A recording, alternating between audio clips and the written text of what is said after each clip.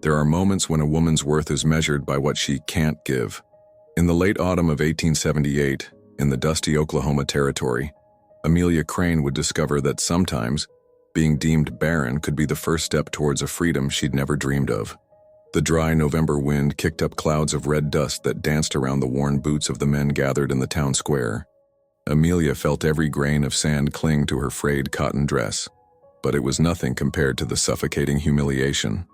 Standing on that rickety wooden platform, she kept her eyes fixed on the distant horizon, where the wheat fields disappeared into a merciless sky.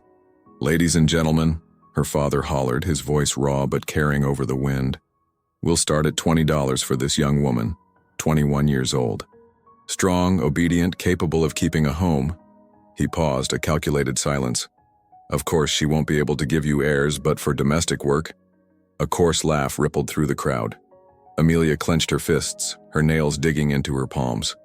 Around her, faces twisted into a cruel kaleidoscope. Men sized her up like livestock. Women whispered behind their paper fans, their eyes gleaming with smug superiority. No one raised a hand. $15 then, her father pressed, sweat beading on his forehead despite the autumn chill. The silence stretched, broken only by the squeak of the rusty weather vane atop the church. It was then that a deep voice, coming from the back of the square, shattered the silence like a clap of thunder. $100. All eyes turned to a tall, imposing man, dressed in a black wool coat. Elias Monroe. Even Amelia, who had never left her family farm, knew the name.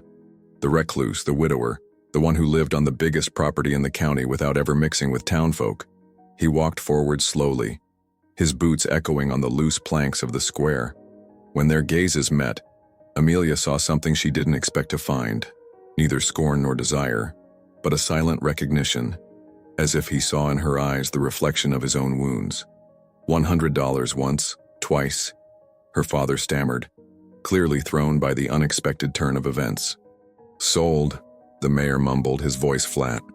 Elias Monroe handed a wad of bills to Amelia's father without another word, then turned to her. When he offered his hand to help her down from the platform, she hesitated. Did that hand represent a new prison or an unlikely key? "Come," he said simply. "We're going home." The word home echoed strangely in the autumn air, carrying a promise Amelia barely dared to believe. This story is just beginning, and every word counts. If you're already feeling the emotion of this first chapter, don't hesitate to subscribe to our channel, leave a like, and tell us in the comments where you're listening from. The rest promises to be even more moving. Elias Monroe's wagon rolled silently down the dirt track, its wheels kicking up clouds of dust that slowly settled back into the still air. Amelia sat beside him, back straight, hands clenched on the fabric of her dress. Every jolt of the wagon reminded her that she was definitively leaving everything she had ever known, even if that everything had never amounted to much. The monotonous landscape scrolled by, wheat fields yellowed by autumn, isolated farms whose chimneys spewed plumes of gray smoke, a few bare trees reaching their branches like supplicating hands towards the sky. The wind continued to blow, carrying with it the smell of dry earth and fallen leaves. "You're not afraid," Elias observed after several miles of silence. It wasn't a question but an observation delivered in that deep, calm voice that seemed to come from the depths of his chest. Amelia turned her head slightly towards him. His profile was weathered by years and sun, but his eyes, a dark, almost black brown, held a disturbing intensity. "Afraid of what?" she replied, surprised by the firmness of her own voice. "Of me. Of what awaits you." He snapped the reins, urging the horses who were slowing on an incline. "Most people your age would have cried, begged, tried to run away." "I'm not a child anymore," Amelia retorted, staring at the road ahead again. "And tears have never changed my situation." Silence settled again, but this time it was different. Less heavy, more contemplative. Elias seemed to weigh each of his words, as if he wasn't used to conversing with anyone anymore. "My farm is still 2 leagues from here," he finally said. "It's isolated. My closest neighbors live an hour's ride away.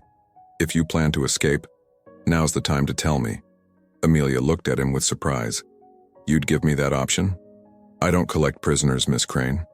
His voice carried a note of bitterness she couldn't interpret. What I did today in that square? It wasn't a purchase. It was something else. What then?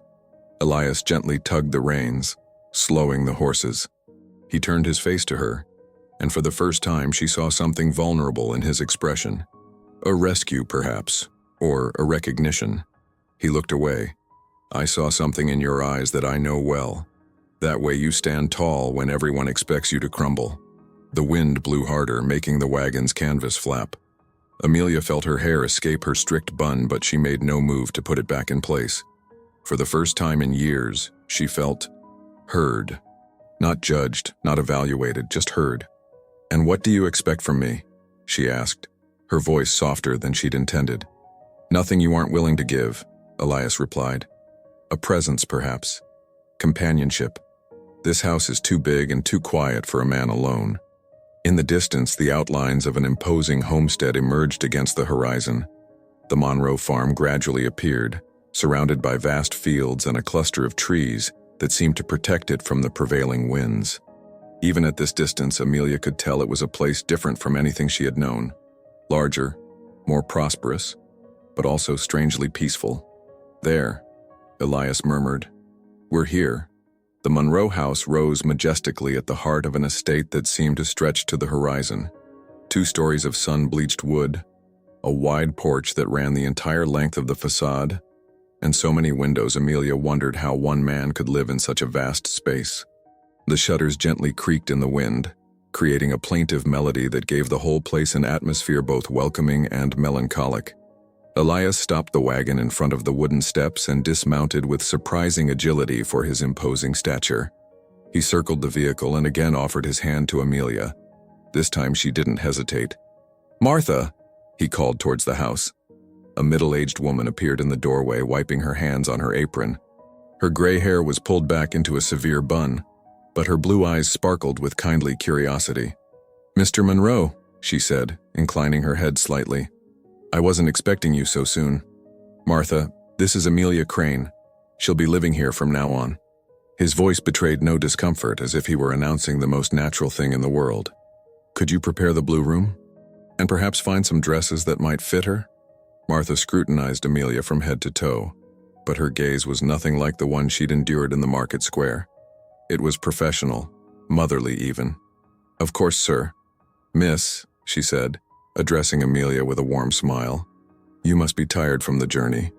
Would you like me to bring you up some warm water to freshen up?" Amelia nodded, surprised by such solicitude. In her family, no one had ever cared about her comfort. "The blue room is upstairs," Elias explained, climbing the steps. "It faces the east fields. The sun rises on that side." He stopped at the threshold and turned to her. "You are not my domestic, Amelia, nor my wife. You are a permanent guest, if you wish. This house is big enough for us to live here without getting in each other's way." He guided her through a parlor with massive furniture, along a hallway adorned with yellowed portraits, then up the oak staircase that creaked under their steps. The blue room certainly lived up to its name. Pale blue drapes, matching bedspread, and a comfortable armchair by the window. It was bigger than her father's entire house. "Why are you doing this?" she asked suddenly. Elias paused near the door. "Because I've been alone too long," he replied simply. "And because you deserve better than what was happening to you." He left, gently closing the door behind him. Amelia remained alone in the middle of this room that smelled of lavender and beeswax. Through the window, she saw the field stretching out, where the wheat rippled under Oklahoma's perpetual wind. For the first time in years, she allowed herself to imagine a different future. The first few weeks unfolded in a strange dance of politeness and distance. Amelia explored the property during hours she knew Elias was busy in the fields, discovering the stables, the abandoned vegetable garden, the small, dusty library, where volumes she'd never imagined she'd be able to touch were lined up. The Oklahoma wind continued to blow, sometimes carrying the smell of turned earth, sometimes that of wood fires from neighboring farms. Martha had become her only regular company. The housekeeper had found her 3 decent dresses and insisted that she eat her meals in the dining room rather than in her bedroom. "Mr. Monroe doesn't like to eat alone," she had explained as she set the table. "Ever since Madam left." She trailed off, but Amelia understood. The house still bore traces of a vanished feminine presence. A shawl forgotten on a chair back, poetry books with dog-eared pages, a wild rose garden no one tended anymore. That morning, coming down for breakfast, she found Elias standing by the kitchen window, a steaming cup of coffee in his hands. He wore a white linen shirt with sleeves rolled up, his brown hair slightly tousled by the morning wind. "Good morning," she said simply. He turned to her, and she noticed the dark circles under his eyes. "Did you sleep well?" "Better than I have in a long time." It was the truth. The farm's silence, far from her father's constant shouts and reproaches, had something soothing about it. Martha placed fresh eggs and still warm bread before them. They ate in a silence that wasn't truly uncomfortable anymore, punctuated only by the clinking of silverware and the creaks of the house in the wind. "I'd like to take care of the vegetable patch," Amelia declared suddenly. Elias looked up from his plate. "It's been abandoned for years." "Precisely." She took a sip of coffee, gathering her courage. "I'm used to gardens, and I need to do something useful." He looked at her for a long moment as if weighing her request. "You don't have to." "I know," she interrupted him, "but I want to." For the first time since her arrival, she saw something that resembled a smile grace Elias's lips. "In that case, I'll show you where the tools are kept." That afternoon, kneeling in the cold earth of the abandoned vegetable garden, Amelia felt her hands find familiar motions again. Pulling weeds, turning the soil, separating still living bulbs. The wind lifted her hair and flushed her cheeks, but for the first time in months, she felt alive. When Elias passed by the garden on his way back from the fields, he stopped for a moment to observe her. She didn't see him, focused on her task, but he noticed the determination in her movements, the way she caressed the earth as if speaking to it. That evening, they dined face to face, and the silence was less heavy than usual. Rumors travel faster than the wind across the Oklahoma plains. In less than a month, the entire region knew that Elias Monroe was housing the barren woman in his home, and tongues wagged with a cruelty only small communities can cultivate. At the Saturday market, Martha returned with more than just provisions. She brought back the venomous whispers of the gossips, the sidelong glances of the merchants, the veiled sermons of the pastor who spoke of unnatural unions without ever naming anyone. "They're saying it's a scandalous arrangement," she reported to Amelia, as she put away the groceries in the pantry. "That Mr. Monroe has lost his mind since his wife died." Amelia continued to fold the laundry without flinching, but Martha could see the tension in her shoulders. "And what are they saying about me? That you're a manipulator taking advantage of his loneliness." Martha slammed the pantry door harder than necessary. "Nonsense, of course. But people love their scandalous stories." The worst part was that even the farmhands were starting to show signs of rebellion.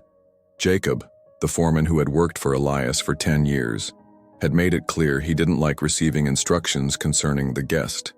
2 of the seasonal workers had left without notice, citing other offers. That evening, Amelia found Elias on the porch, smoking his pipe, watching the sun disappear behind the wheat fields. The evening wind was gentler, laden with the smell of freshly turned earth and the first shoots she had planted in the vegetable garden.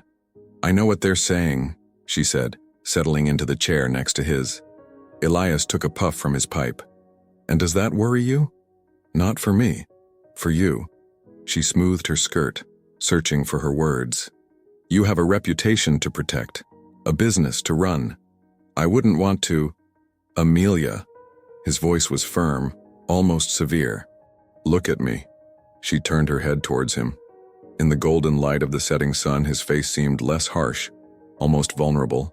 10 years ago, when Elizabeth died, this same community turned their backs on me because I refused their hypocritical condolences and their attempts to marry me off quickly. They called me the hermit, the crazy one, the one who wastes his land. He took the pipe from his mouth and set it on the railing. Their opinion never changed my life. Why should it now? A silence settled, punctuated by the chirp of crickets and the rustle of wind in the leaves. Amelia felt something untie in her chest, a tension she'd carried since arriving. "And besides," Elias added with something akin to irony in his voice, "they forget that I own half the arable land in the county. Their scorn has very specific limits." For the first time in a long time, Amelia burst out laughing. a genuine, spontaneous laugh that even surprised Elias. The sound mingled with the evening wind, carrying with it the promise that perhaps together they could face the coming storms. Winter arrived early that year, transforming the Oklahoma plains into a desolate landscape where the wind carried stinging ice crystals. But in the Monroe farm kitchen, a different warmth had settled. Amelia had gotten into the habit of preparing herbal teas with the dried herbs from her garden, and the aroma of mint and chamomile constantly wafted through the air. It was on a particularly cold morning that she heard cries coming from the barn. Wrapped in the wool shawl Elias had given her, she crossed the frozen yard and discovered a sight that clutched at her heart. A ginger kitten, no bigger than an apple, lay trembling near a bale of hay. "Poor little thing," she murmured, gently scooping it into her hands. "Its mother abandoned it," Elias's voice said from behind her. "It's the weakest of the litter. It won't make it." Amelia turned, the kitten nestled against her chest. "We can try." "Amelia." There was weariness in his voice, as if he'd seen too many fragile creatures perish despite all efforts. "Please." She looked up at him, and something in her gaze must have touched him because he sighed and nodded. For the next few weeks, Amelia spent her days feeding the kitten with an eyedropper, keeping it warm by the fire, gently massaging its belly to help it digest. Martha nodded approvingly at this unexpected tenderness, while Elias observed the scene with an unreadable expression. "What are you calling him?" he asked one evening, finding Amelia asleep in the armchair by the fireplace, the kitten purring on her lap. "Hope," she replied without opening her eyes. The word hung in the air, simple yet heavy with meaning. Elias sat opposite her, studying her relaxed face in the dancing firelight. When was the last time he'd heard that word spoken with such conviction? Hope grew and thrived, against all odds. He became a strong ginger cat that followed Amelia wherever she went. But what surprised Elias most was seeing other creatures begin to flock to the farm. A lame horse Amelia treated with clay poultices, a stray dog she quietly fed, injured birds she kept in makeshift cages until they healed. "It's like they know," Martha said one morning, watching a fox approach the porch without fear. "Animals sense when someone has the gift." Amelia blushed. "It's not a gift. It's just patience." But Elias, watching her from the window, knew it was more than that. In this woman, who had been declared barren, there was a capacity to give life that surpassed anything he'd ever seen. Every gesture of her hands seemed to carry a promise of healing. Every glance she cast upon a suffering creature held a strength he was only beginning to understand. That evening, when she came to sit beside him on the porch despite the cold, he felt that something had changed between them. The winter wind whistled around the house, but for the first time in years, Elias wasn't cold. Spring brought with it more than just the thaw and the first green shoots. One March morning, Amelia discovered a basket on the doorstep containing a newborn wrapped in coarse swaddling clothes. No words, no explanation, just this tiny being crying faintly in the still cool dawn air. "My God," Martha murmured, rushing over at Amelia's cries. Who would do such a thing? Amelia had already taken the child into her arms, pulling back the swaddling to examine the small, red, wrinkled face. "Someone who had no choice," she replied simply. When Elias returned from the fields for lunch, he found Amelia by the kitchen window, feeding the child a bottle with a tenderness that took his breath away. The spring light haloed her figure, transforming this domestic scene into something almost sacred. "It's a boy," she announced without lifting her eyes from the infant. "He's maybe 3 weeks old. He's healthy, just hungry." Elias sat opposite her, troubled by the natural ease with which she held this child. "What do you intend to do?" "Keep him, of course." She finally looked up at him. "Unless you object?" He slowly shook his head. How could he object to something that seemed so right, so necessary? "What will you name him?" A smile lit up Amelia's face. "Thomas. Like your father, if I understood the portraits in the hallway." This attention to details about his family touched him more than he would have thought possible. "Thomas Monroe, then." "Thomas Monroe," she repeated, testing the name on her lips. The following weeks completely transformed the farm's routine. The baby's cries punctuated the days, mixed with the coos he made when Amelia walked him through the flowering vegetable garden. Martha knitted tiny clothes between her usual tasks, And even Elias found himself hurrying back from the fields for those moments when the house resonated with new life. But Thomas was only the first. 2 weeks later, a 5-year-old girl appeared at their door, her hair tangled, clothes in tatters, speaking little English but holding firmly the hand of an even younger boy. "My parents," she stammered in broken French tinged with something else, perhaps Choctaw. Amelia knelt down to her level. "They're gone?" she asked gently. The little girl shook her head, tears streaming down her dirty cheeks.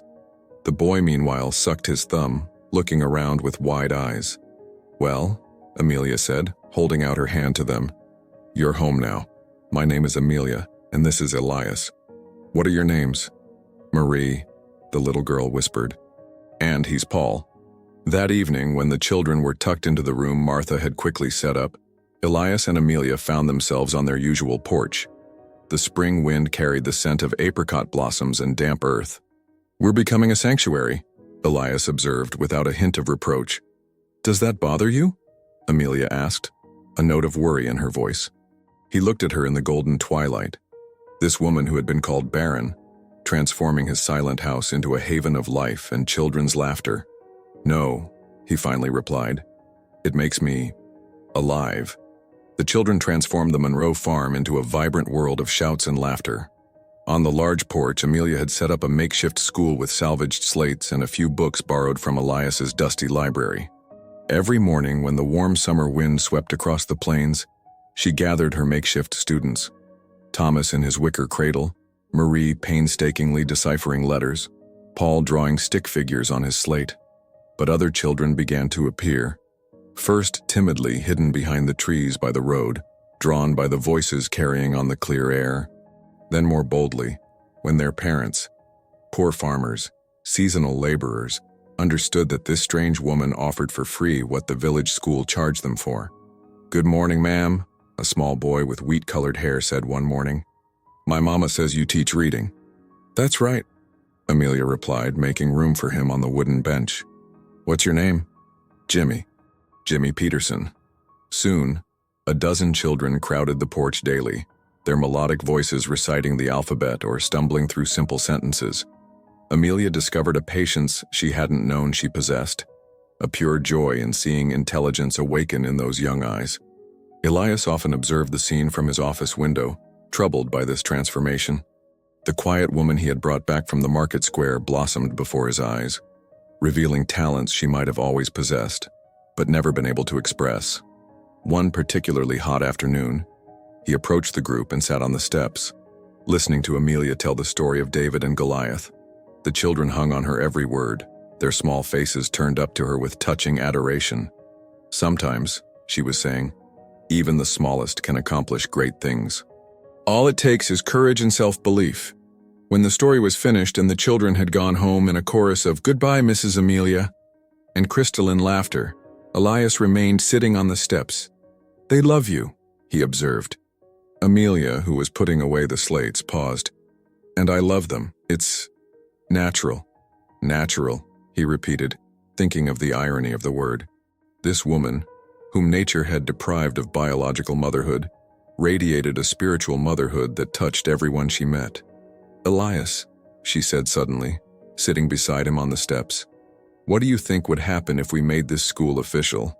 If we made it something permanent?" He turned his head to her, surprised by the ambition he perceived in her voice. "You mean a real school? Why not?" Her eyes shone with new determination. "We have the space, the resources, and these children need to learn." The Oklahoma wind swept through the ripe wheat fields, carrying with it the smell of summer and endless possibilities. Elias looked at this woman who transformed everything she touched and felt something stir in his chest, something he'd long believed dead. "In that case," he said slowly, "we'll build a real classroom." Autumn brought with it dark clouds that didn't just come from the sky. Mrs. Victoria Whitmore, widow of the former mayor and local high society lady, had requested an audience with Elias Monroe. She arrived on a windy afternoon, in her black carriage drawn by 2 thoroughbred horses, accompanied by the new mayor and the parish pastor. Amelia saw them from the window of the brand new classroom, where she was helping Marie form her letters. The small group headed towards the main house with the solemnity of an official delegation. "Mr. Monroe," Victoria Whitmore announced in her acidic voice once settled in the parlor. "We've come to speak to you about a matter that concerns our entire community." Elias, standing by the fireplace, crossed his arms. "I'm listening. It's about your arrangement with this woman." She pronounced the word as if it left a bitter taste in her mouth. "And this wild school she's established." The pastor leaned forward, joining his wrinkled hands. "Our parishioners are worried about the influence she may have on their children. A woman of dubious reputation." "Watch your words," Elias said in a dangerously calm voice. Victoria Whitmore raised a gloved hand. "We don't come as enemies, Elias. On the contrary." She smiled, a calculated smile that didn't reach her eyes. "I have a proposition that would solve all these problems." She rose and approached him with the studied grace of a woman accustomed to getting what she wanted. "My late sister-in-law left me lands adjacent to yours. Our combined properties would form the largest estate in the territory, and naturally," she lowered her voice, "a marriage between us would restore your reputation while offering you the legitimate heirs you need." The silence that followed was broken only by the creak of the wind against the shutters. Elias looked at this woman who offered him respectability on a silver platter and thought of Amelia in her classroom, patient and radiant, transforming ignorance into knowledge. "It's a generous offer," he finally said, "but I must decline." Victoria stiffened. "You refuse? Without even considering it?" "I already have everything I need." The mayor, who had been silent until then, cleared his throat. "Mr. Monroe, be reasonable. This situation can't last. The community is starting to talk about boycotting your business." "Let them talk," Elias replied, heading towards the door. "I believe our meeting is over." After they left, Amelia found him on the porch, watching the children play in the yard. The autumn wind made the fallen leaves dance around them. "I heard some raised voices," she said softly. "They wanted me to marry Victoria Whitmore." Amelia felt her heart clench, but her voice remained firm. "And what did you tell them?" He turned to her, and in his eyes, she read a determination she had never seen in him. "That I'd already chosen." The threats were quick to materialize. In less than a week, 3 families withdrew their children from Amelia's school. The grain merchant refused to deal with the Monroe farm, and the blacksmith claimed to be too busy to shoe their horses. The November wind carried more than just cold. It brought the palpable hostility of a community that had decided to punish those who refused to bend to its rules. But the hardest blow came from where Amelia least expected it. One frigid morning, she found a sealed envelope on her doorstep, bearing handwriting she recognized immediately, her father's. With trembling hands, she broke the seal and unfolded the letter. The words danced before her eyes, cruel and precise. He was returning to town, armed with legal documents that proved, according to him, that the transaction which had led her to Elias had never been officially recorded. He demanded his property back and threatened to take the matter before the county judge. "He's lying," Elias said when she showed him the letter. They were in the office, surrounded by the ledgers and papers that attested to the legality of their arrangement. Everything was done by the book, but he's known Judge Harrington for years. They hunt together. Amelia sank heavily into the leather armchair. "And with Victoria Whitmore's support, they won't win," Elias affirmed. But she heard the worry in his voice. The situation worsened when Jacob, the foreman, came to announce his resignation. "Nothing personal, boss," he said, avoiding Amelia's gaze. "But my wife, she says people are talking, and with winter coming, I need to find work elsewhere." 2 other workers followed him that week. The farm, which had always buzzed with activity, became strangely silent. Only the orphaned children they had taken in remained, Martha, who stubbornly refused to leave, and a few loyal employees who turned a blind eye to the gossip. It was then that Elias fell ill. It began with a persistent cough, then fevers that left him exhausted and trembling. Dr. Riley, one of the few respectable men who hadn't caved to social pressure, diagnosed pneumonia. "He needs to stay in bed," he ordered, putting away his instruments in his leather bag. "At least 2 weeks, and even after he'll have to avoid exertion." Amelia found herself alone to manage the farm just when she needed support most. Every morning she rose before dawn to feed the animals, check the late harvests, supervise the few tasks the remaining workers could still accomplish. In the evening she went upstairs to tend to Elias, making him herbal teas and changing cool compresses on his burning forehead. "You shouldn't have stayed," he murmured one evening when fever made him delirious. "You should have left when it was still possible."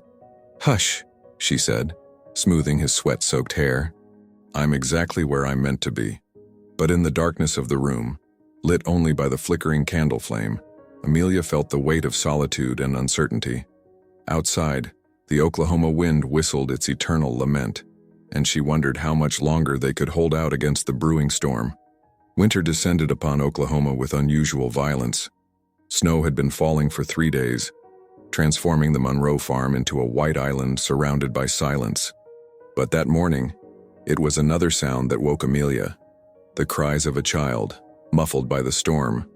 She rose hastily, slipped on her dressing gown, and went to open the door. In the swirling snow, she discovered a girl of about 10, her lips blue with cold, clutching a bundle of cloth from which faint whimpers escaped. "My little sister," the child stammered. "She's sick. Mama says you know how to heal." Without hesitation, Amelia brought the 2 girls inside and settled them by the fire. The bundle contained a baby burning with fever, barely conscious. While Martha prepared broths and compresses, Amelia examined the child with the sure movements taught by months of caring for injured creatures. "What's your name?" she asked the older girl. "Lucy, and she's Anna. Our parents. They died of the same fever last week." Amelia's heart clenched. More orphans, more lost souls the storm pushed to her door. She spent the night watching over the baby, alternating medicinal teas and fresh poultices, fighting off the lurking death. In the morning, the fever had broken. Anna opened wide, clear eyes and smiled for the first time since her arrival. Lucy burst into sobs of relief, and Amelia held her close, feeling once more that strange fullness that enveloped her whenever she saved a life.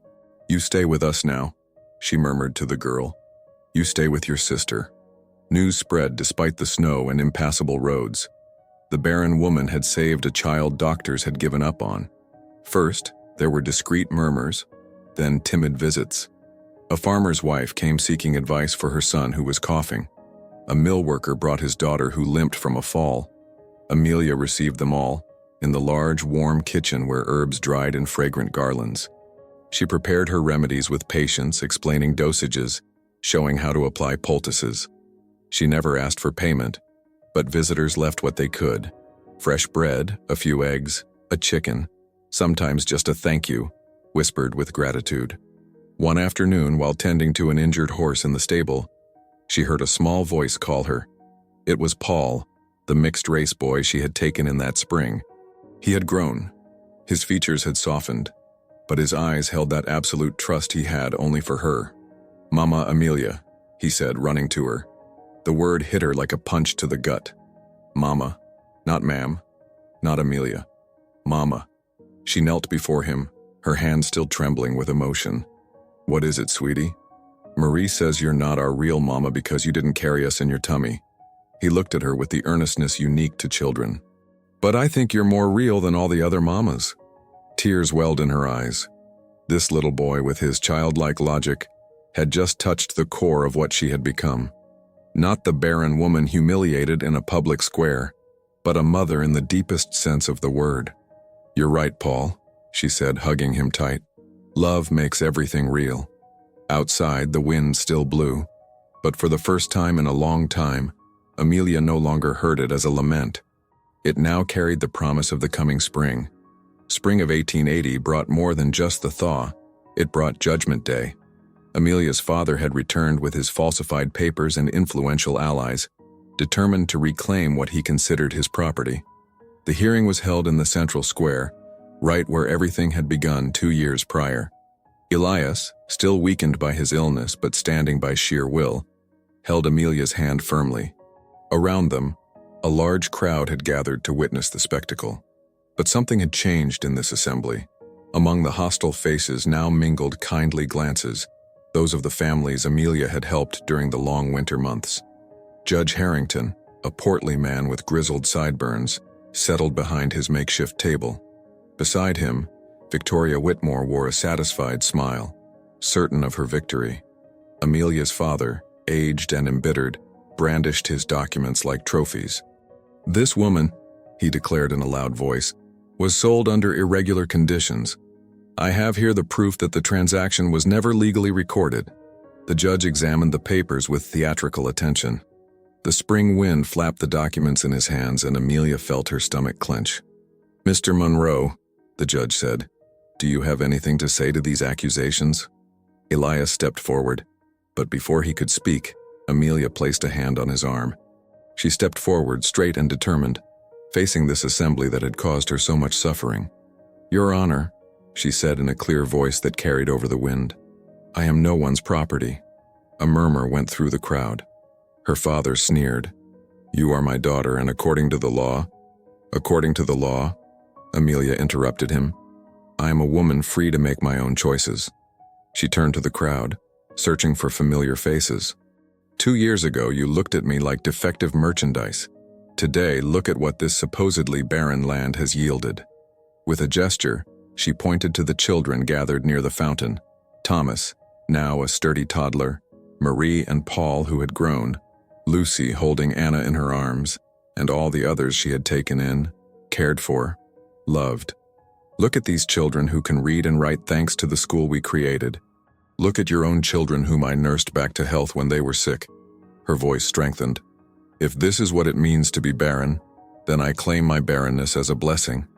Lucy suddenly stepped forward from the crowd. "Mama Amelia saved us," she cried in her small voice. "She gave us a home."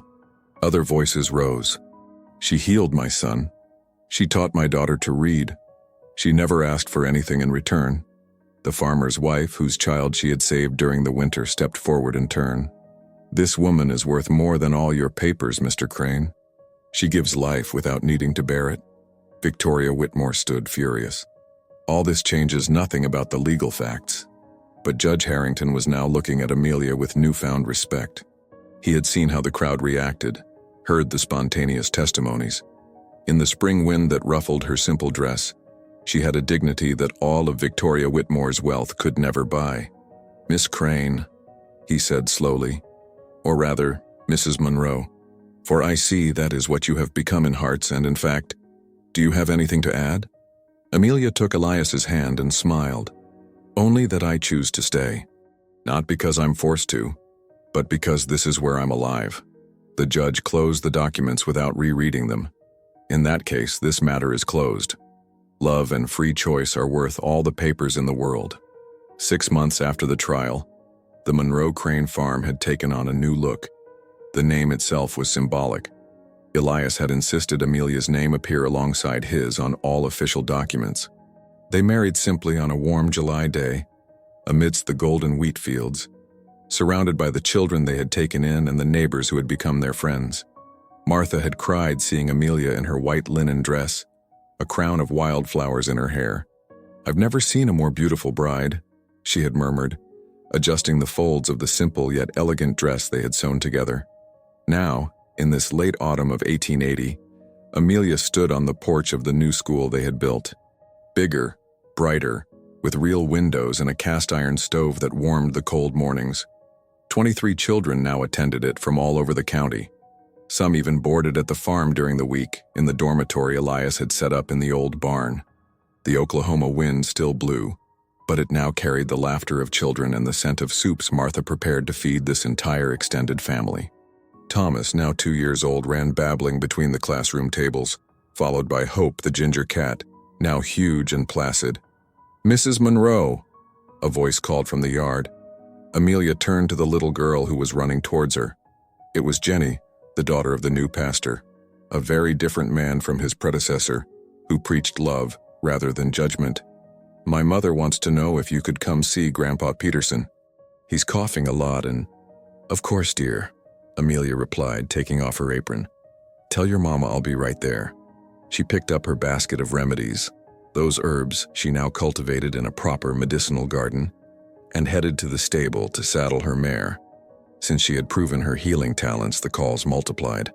She traveled to isolated farms, healing bodies and comforting souls, gradually becoming a respected and beloved figure throughout the region.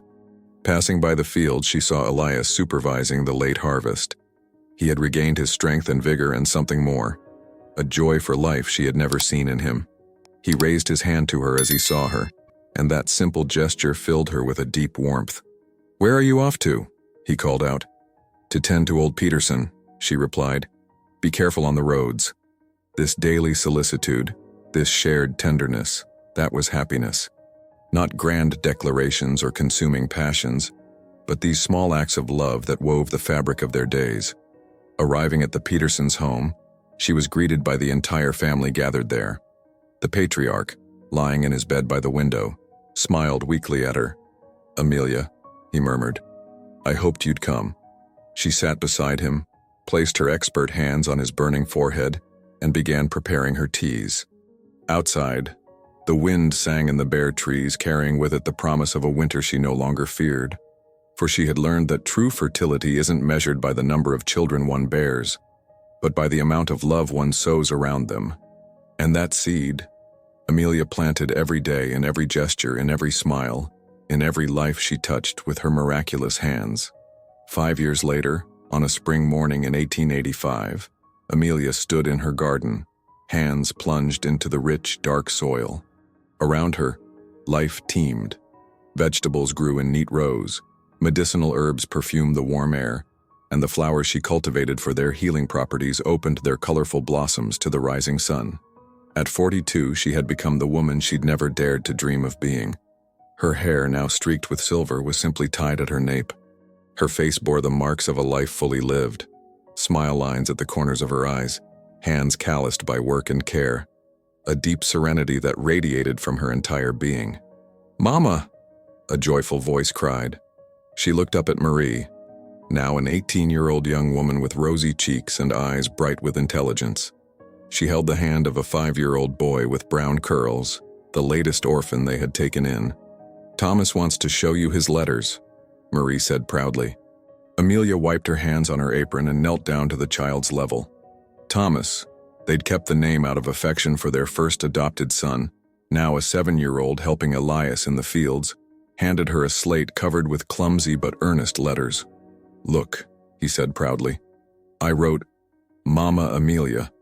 Amelia's heart swelled with that pure joy she felt every time one of her children reached a new milestone. "That's wonderful, dear. Go show Papa Elias, he'll be so proud." The Monroe Crane School had become the most renowned in all of Oklahoma. Families sometimes traveled for days to enroll their children. Amelia had trained 2 other teachers, former students who returned to teach themselves. The cycle perpetuated, love and knowledge passed down from generation to generation. Elias appeared around the corner of the house, his hair now completely gray but his smile as warm as ever. He held a letter in his hand. "News from the capital," he announced. "The territorial governor wants to come visit our school. It seems our teaching method is being talked about all the way in Washington." Amelia smiled, shaking her head. "Our method? You mean love?" "Exactly," he said, kissing her tenderly on the forehead. "Love as the foundation of all education." They settled onto their porch, that same porch where they had spent so many evenings dreaming, planning, simply savoring their quiet happiness. Around them, their 23 children bustled about. The older ones helped with farm work. The middle ones cared for the younger ones, all bound by this adopted family that had become stronger than many blood ties. The Oklahoma wind still blew, but it now carried the voices of a transformed community. Voices that spoke of hope, education, healing. Voices that recognized in Amelia Monroe no longer the barren woman humiliated in a public square, but the mother of an entire territory, the one who had sown love where ignorance reigned. Hope, now a peaceful old cat, came to curl up on Amelia's lap. She stroked his ginger fur, watching the sun descend behind the golden fields. "You know what I sometimes think?" she said to Elias. "What's that?" "That true barrenness isn't in the body. It's in the hearts of those who refuse to love beyond blood ties." He took her hand, that hand that had given so much, cared for so much, comforted so much. "And you, Amelia Monroe, you are the most fertile woman this land has ever borne."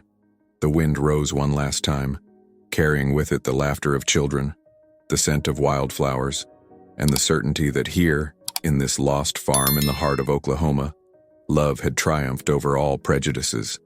And so, this is Amelia's story, a woman who transformed her supposed curse into a blessing for hundreds of lives. If this story touched you, don't hesitate to subscribe to our channel, leave a like, and most importantly, tell us in the comments where you're listening from. Because as Amelia learned, shared love multiplies everyone's happiness.